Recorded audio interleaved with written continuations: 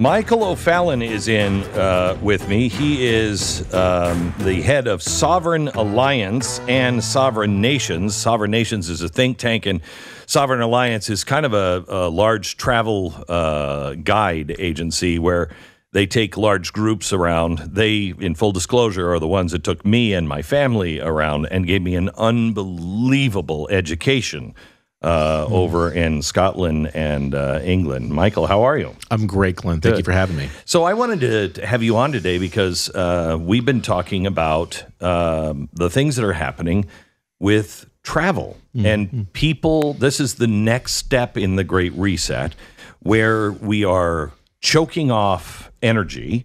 We are moving to electric cars, but people don't understand that we are also choking off air travel. And the idea is that we will not be traveling and being tourists in the near future. Right, and that sounds crazy, doesn't it? Yeah. And I think for people that are just looking at life normally right now would say, well, I don't really see that happening. But you really need to see that it's happening. It's happening gradualistically, just like with everything. It's dripping. It's slowly becoming to where it needs to go in order to basically change your conception of travel. So along with the fact that you're basically paring down the travel industry, this all started, of course, in 2020, was an essential part of the Great Reset. Everything, everywhere, all at once. And so with travel, you start to move to a point where by the time we get to 2030, where you have absolute restrictions on air travel because of the fact that environmentally we have to meet our 2030 goals. You're going to have restrictions on the cruise industry.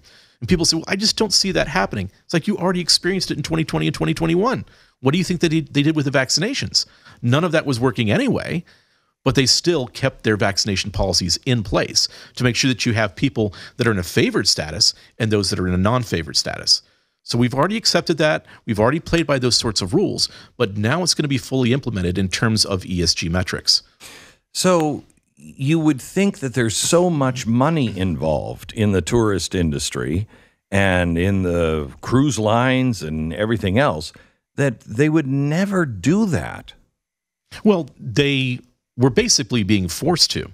If you had been to any of the larger travel conventions and exhibitors and so forth, what you've seen over the past several years is basically we've been lectured to.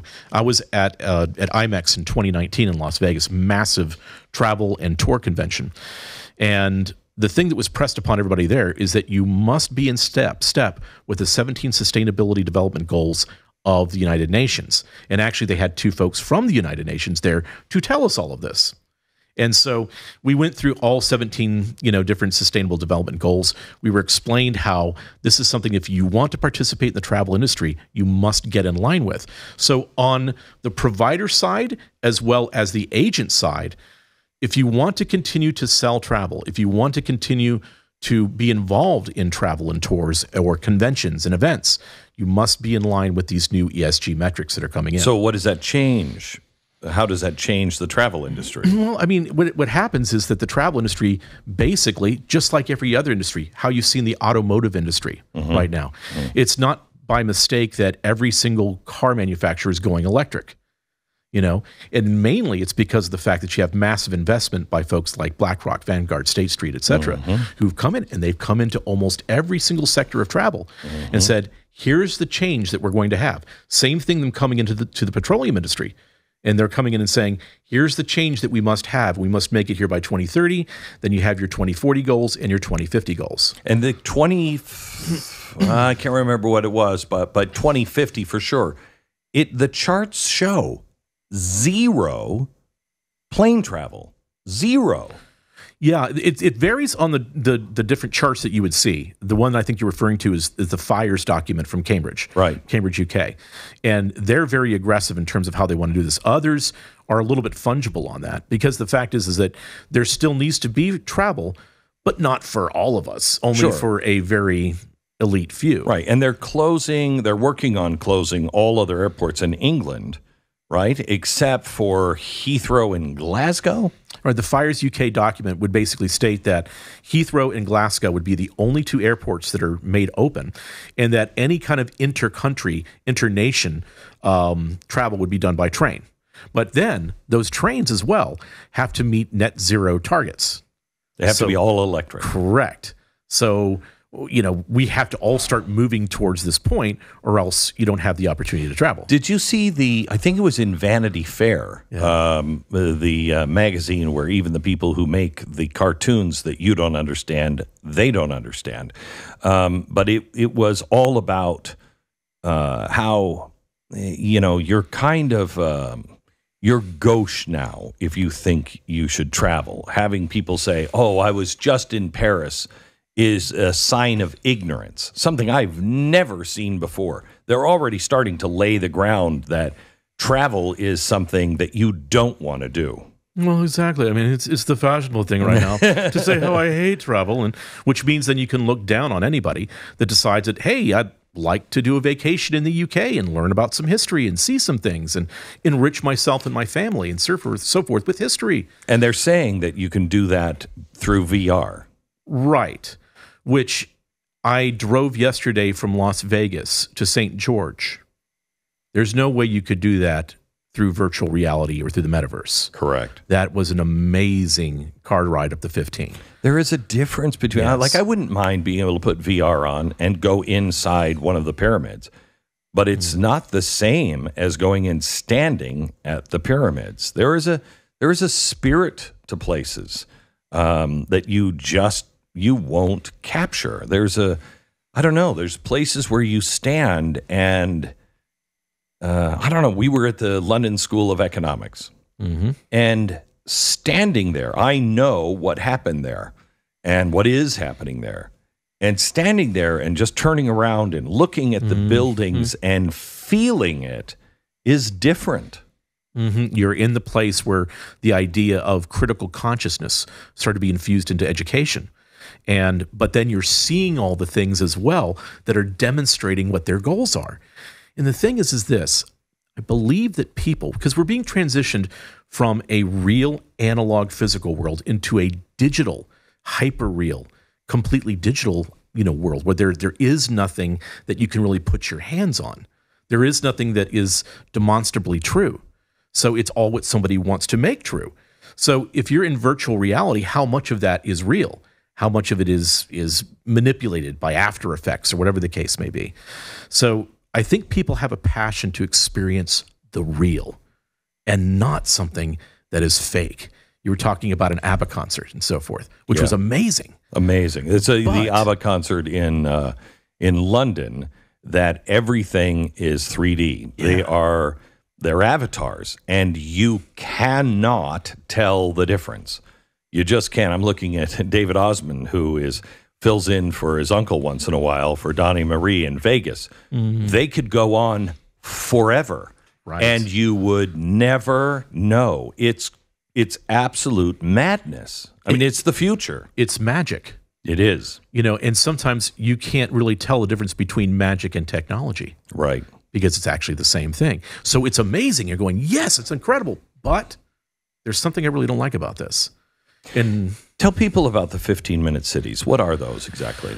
Well, basically, a 15-minute city is a way to be able to control population. It's a way to be able to keep people close as you are developing smart cities. So if you want smart cities sound great. Right.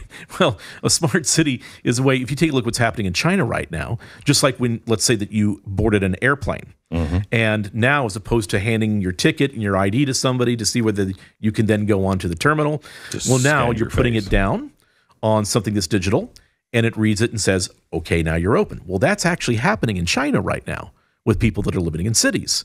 Well, you're going to have your ID and your QR code that you have to put in front of it. Maybe you can leave and maybe you can't, depending on where your metrics are in terms of how you're obeying the government, whether you're doing the right things, whether you're responsible with your carbon footprint, whatever excuses they want to make sure that they can control you. Now, if you've obeyed and been a good citizen of the state, then you can have a little bit more freedom. But the same sort of thing is actually coming to us because this is a move into authoritarianism.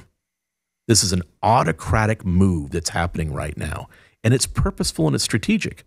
And so what you have to see is that all of these things, between travel, between education, between your ability just to have freedom of mobility, It's all part of the same thing. The digital passports that they've been talking about for COVID, that's what this is, right? Well, it's part of it. Part of it. Yeah. An essential part. It's what you would put down to have those gates of your 15-minute city open up, right? Right. That would be part of it. I believe some of it, like in China, is on WeChat or whatever the app is that they use there. So if people press against, the idea of a digital passport for health reasons or for whatever else, then they've always got a plan B. They've got something else that they can work up. Like how Larry Fink is now saying, well, ESG is getting a bad name, so we're going to call it conscientious capitalism or conscientious economics. Just change the name, change the system, but do and implement the same thing. So tell me where people can go to find out about the travel stuff. Well, we are not going to be traveling in the future if they get their way. Well, what we're putting together, and it will be up probably within the next few weeks, is we have a website called Truth Travels that'll be going up. I'll be doing a lot of things on sovereign nations for a while at sovereignnations.com, but still putting out information about what is happening right now and where people, it doesn't matter if you're Republican, Democrat, Libertarian, progressive, or conservative. You want to have the freedom of movement and the freedom of travel to go where you want to go without anybody basically inhibiting your movement. So this is something that we all universally need to make sure that we protect. Travel agents at the top, they know as well. The travel companies that are networking are already going through these, I guess, ESG kind of conferences where they're learning these things, right? So there's two different aspects to it. ESG, and part of that ESG is the S in social. So there's the diversity, equity, inclusion part of it, and then there's as well the environmental, this kind of earth worship that we're involved in right now, this terra carta, if you will, kind of guidance. You taught me about that in England. I had never heard of. I'd heard of the Magna Carta. I had never heard of the Terra Carta, which has been introduced by King Charles, and it is the rights of the earth, which seem to usurp the rights of man. It supersedes it, yes. Yeah. Perfect. Michael O'Fallon, thank you so much. We'll talk again. Michael O'Fallon from Sovereign Alliance or Sovereign Nations is where you can go to get more information, sovereignnations.com.